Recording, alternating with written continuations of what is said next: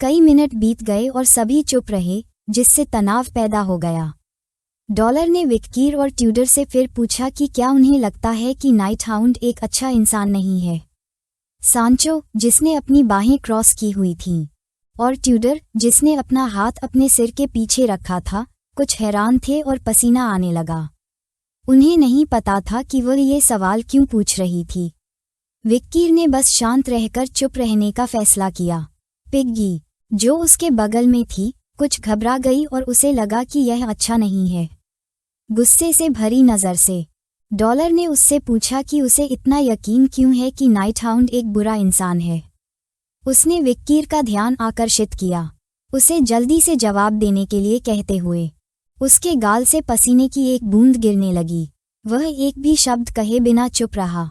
Tudor, जो उसके बगल में था, उसे देखने लगा और एक पछतावे भरी नज़र से उसे एहसास हुआ कि उसने गलती की है। कई सेकंड बीत गए और चुप्पी छाए रही। डॉलर्स ने खड़े होकर दोनों हाथ मेज पर रखे और उसने मान लिया कि वह इसका जवाब नहीं दे सकता। उसने बिना किसी सबूत के केवल गवाही के आधार पर यह दावा किया था। एक पत्रकार के रूप में, अगर कोई कुछ ऐसा कहता है जो स्पष्ट नहीं है, तो उसे यह नहीं भूलना चाहिए कि यह एक ऐसी स्थिति थी जिसमें वह किसी के निर्दोष जीवन को बर्बाद कर सकता था। ट्यूडर ने बीच में टोका और शांत भाव से तर्क दिया कि गार्ड ने भी गवाही दी थी। नाइट हाउंड ने इमारत को नष्ट कर दिया था और अनाथालय के निदेशक को मार डाला था।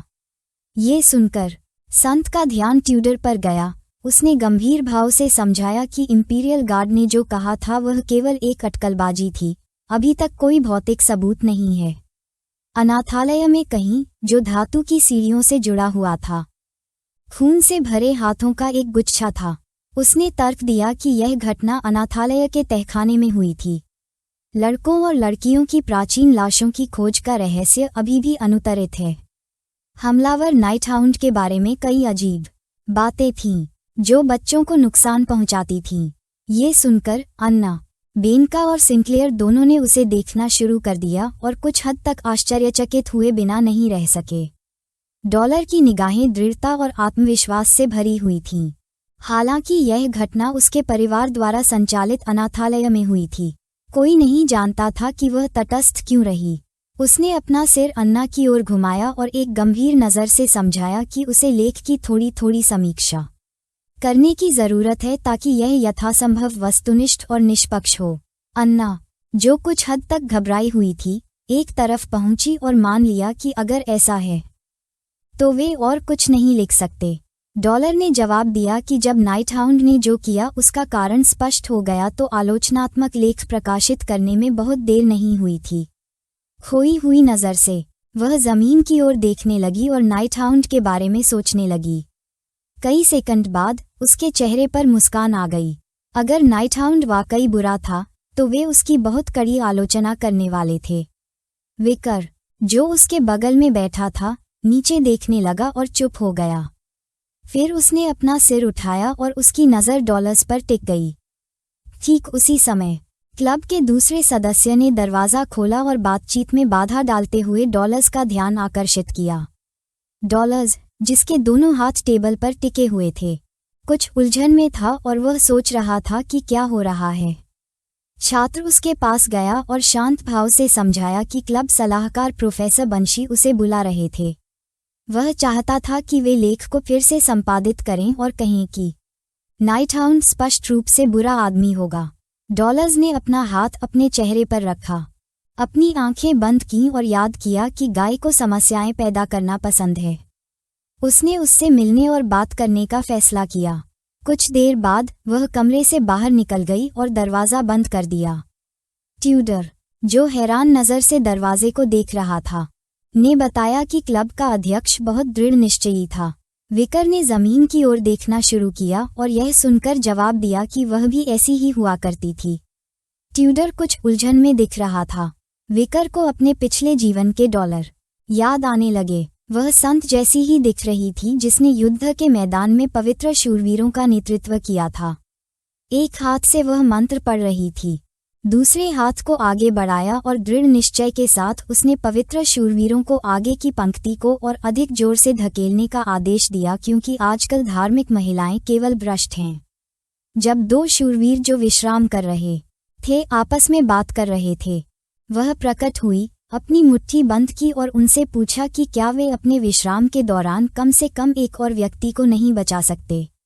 वह चीखने लगी और बताया कि उसके समय में अगर कोई राक्षस दिखाई देता तो वह तुरंत उसे कुचलने के लिए दौड़ पड़ती। ये याद करते हुए विकर, जिसने अपनी आंखें बंद कर रखी थीं, मुस्कुराए बिना नहीं रह सका और आंतरिक शांति महसूस की।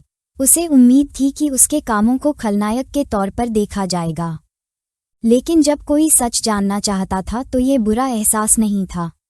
डॉलर्स ने प्रोफेसर से मुलाकात की और वे दोनों एक दूसरे से बात करने लगे।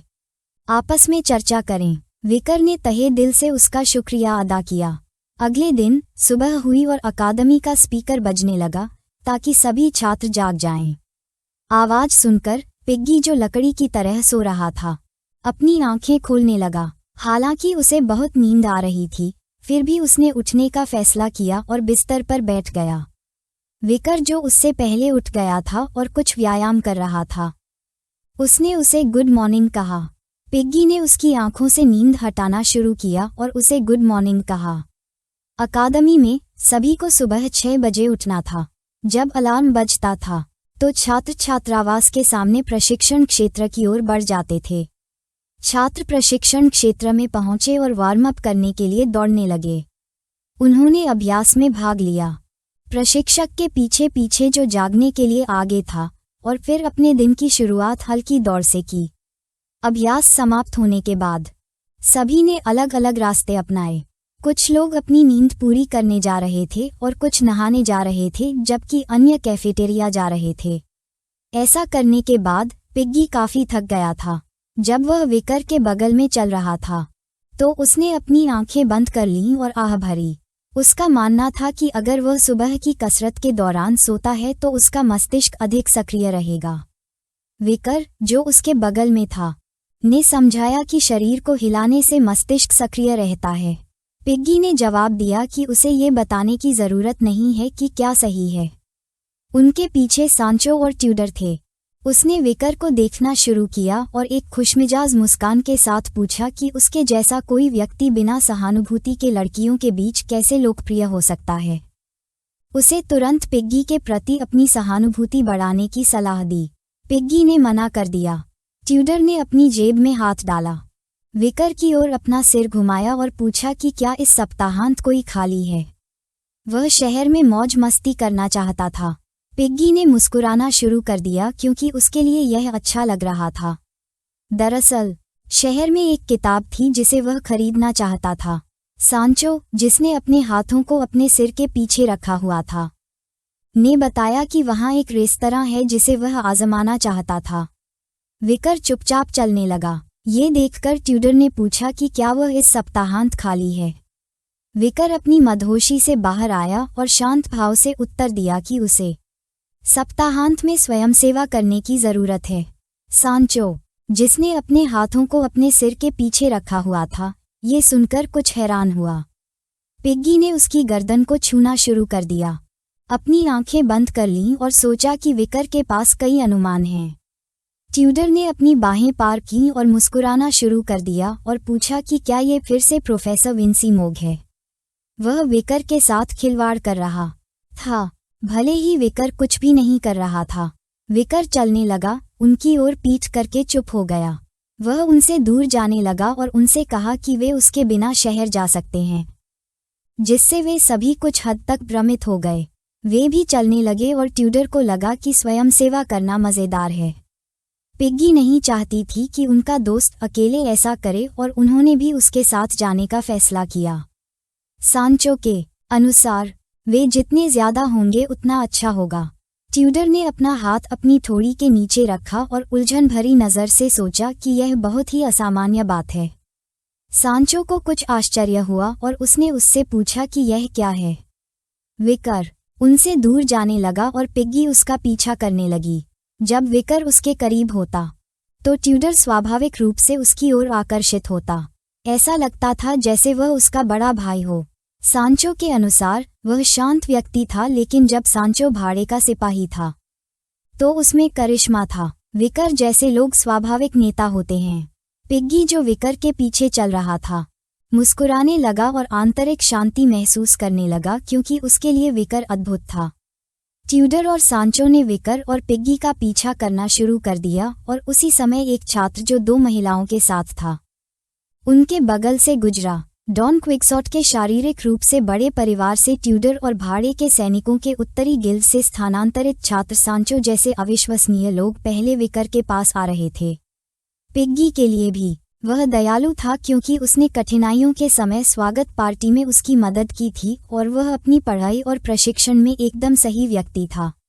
पिग्गी विकर के पास गया और मुस्कुराने से खुद को रोक नहीं सका, क्योंकि जब वह उसके पास था तो उसे लग रहा था कि वह कुछ भी कर सकता है। उसी क्षण विकर ने अपना सिर पीछे घुमाया और उसकी आंखें क्रोध से भर गईं। उसकी नज़र को महसूस करते ही पिग्गी घबरा गई और डर महसूस करने लगी। 2 महिलाओं के साथ आए छात्र ने हरे रंग की भयावह आभा उत्सर्जित करना शुरू कर दिया, जो हर जगह फैलने लगी। इस आभा को महसूस करते ही विकर ने पलट कर देखा। मुस्कुराते हुए वह उनसे दूर जाने लगा और विकर उसे गौर से देखने लगा। शांत भाव से उसे याद आया कि पिग्गी उन छात्रों को अच्छी तरह से जानता है, इसलिए उसने पूछा कि क्या वह इस लड़के के बारे में कुछ जानता है। ये सुनकर पिग्गी कुछ हैरान हुआ। उसने बताया कि जो लड़का 2 छात्राओं के बीच में था वह इस स्कूल का सबसे सुंदर छात्र था, जिसका नाम सोफोमो बैन कुत्ज़क था। विकर उसे जानलेवा नजरों से देखने लगा और खुद को रोक नहीं सका, लेकिन उसने अपने दांत कस लिए। यह आदमी 10 कुलीन लाशों की तरह ही आभा बिखेर रहा था। कोई नहीं सोच सकता था कि वे समाज में इतने सक्रिय होंगे। बैन कोने को मोड़ने के लिए तैयार हो गया। विकर और बाकी लोग मुड़े और उनकी निगाहें उस पर टिक गईं। विकर को नहीं पता था कि अब हमला करना चाहिए या नहीं, लेकिन अभी के लिए उसने ऐसा न करने का फैसला किया, क्योंकि बहुत से लोग हताहत होने वाले थे।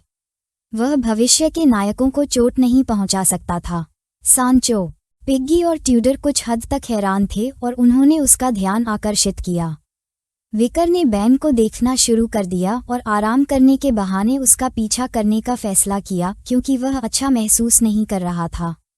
वह पहले कुछ जानकारी इकट्ठा करने के इरादे से उसकी ओर चलने लगा। उसने रानका जोड़ के साइलेंट हील माशुसु नामक दूसरे स्लॉट कौशल को सक्रिय किया। विकर ने अपना चश्मा उतारना शुरू कर दिया और दृढ़ निश्चय के साथ उसका पीछा करने का फैसला किया।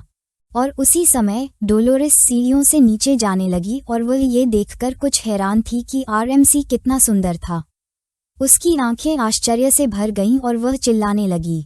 ये सुनकर विकर ने अपना सिर एक तरफ घुमाया और डोलोरेस को देखकर वह सतर्क हो गया और सोचने लगा कि यह अच्छा नहीं है।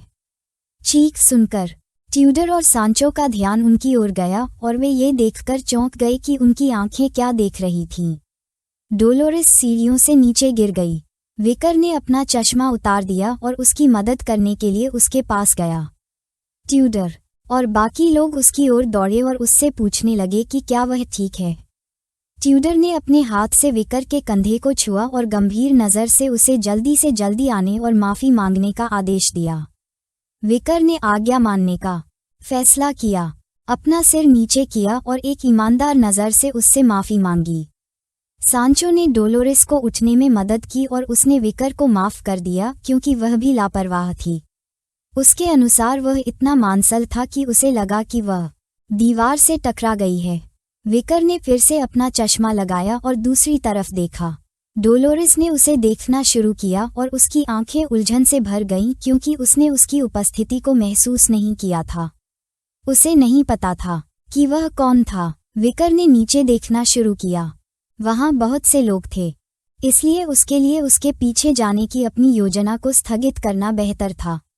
छात्र बैन सीढ़ियों से नीचे चला गया। विकर ने अपना सिर एक तरफ घुमाया और सीढ़ियों को देखते हुए चुप रहा। जैसे ही रात हुई, जिसने लड़कियों की गर्दन के चारों ओर अपनी बाहें डाली हुई थीं, उन्हें एक अंधेरी जगह पर ले गया। उन्हें लगा कि वह जितना दिख रहा था उससे कहीं ज्यादा चालाक था। बैन ने अचानक चलना बंद कर दिया और उन्हें कुछ बुरी खबर बताने का फैसला किया। ये सुनकर दोनों लड़कियां कुछ उलझन में पड़ गईं। उसने बताया कि हाल ही में एक लड़का आया था और उसे परेशान कर रहा था।